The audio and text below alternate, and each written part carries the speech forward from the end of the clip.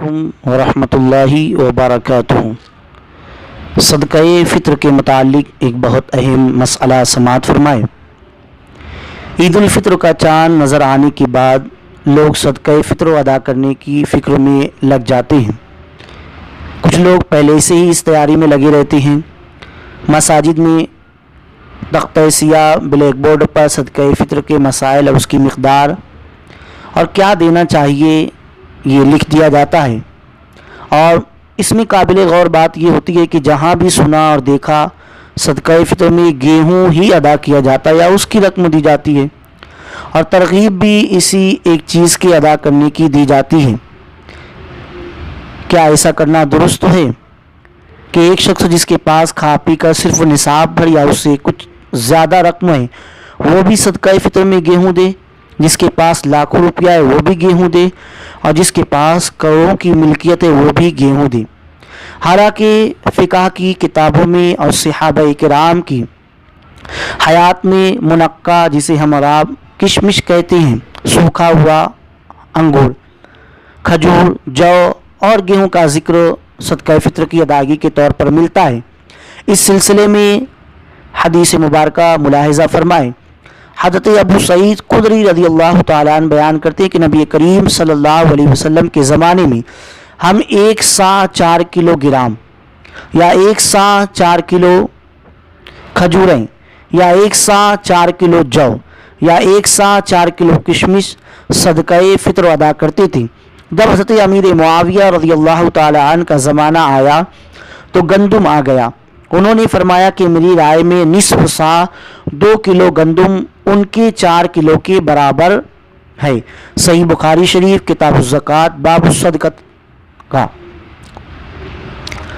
आप हदीस मुबारका पर गौर फरमाएं कि जौ, खजूर और मुनक्का लोग देते थे तो 4 किलो, मगर हज़रत अमीर मुआविया ने गेहूं को 2 किलो ही अदा करने का हुक्म दिया। ऐसा क्यों?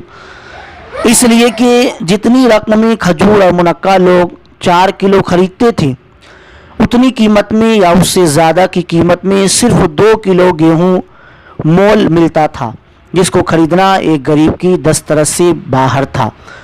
और जो चीज़ कहीं से दरामद की जाती है तो उसकी कीमत भी बढ़ जाती है। अरब में गंदुम दूसरे मुल्कों से दरामद किया गया था, इसलिए गेहूं का उस इलाके में समीन यानी कीमती होना अहम बात थी। दूसरी बात, गेहूं के मुद को दूसरी चीज़ों के 2 मुद के बराबर करार दिया तो जाहिर सी बात है ये वज़नन नहीं कीमतन करार दिया गया था, जो कि बहुत ही भारी कीमत में मिलता था। इसी तरह से एक नई कीमत और एक नई और कीमती चीज़ गरीबों को खाने के लिए मैसर आ गई। हज़रत अमीर मुआविया ने रज़ियल्लाहु ताला अन्हु ने शायद इसलिए गेहूं का हुक्म दिया, लेकिन हमारे यहाँ तो गेहूं काफ़ी मिक़दार में होता है जो बहुत सस्ता मिलता है, हम उसे आसानी से ख़रीद कर सदक़ा फ़ित्र के कई मुद में दे सकते हैं। और खजूर, किशमिश, पनीर वगैरह महंगी कीमत में फ़रोख्त की जाने वाली चीज़ें हैं, इसलिए हम इन चीज़ों की तरफ ध्यान नहीं देते।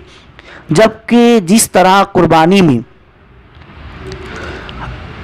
हैसियत का मालिक होने की एतबार से जानवर खरीद कर राय खुदा में कुर्बान किया जाता है, इसी तरह सदक़ा फ़ित्र में भी है कि जो जिस हैसियत का हामिल हो उसके मुताबिक सदक़ा फ़ित्र निकाले, ताकि गरीब भी उन चीज़ों की लज्जत से लुत्फ़अंदोज़ हों जिन अशिया का तसव्वुर भी वो नहीं कर सकते।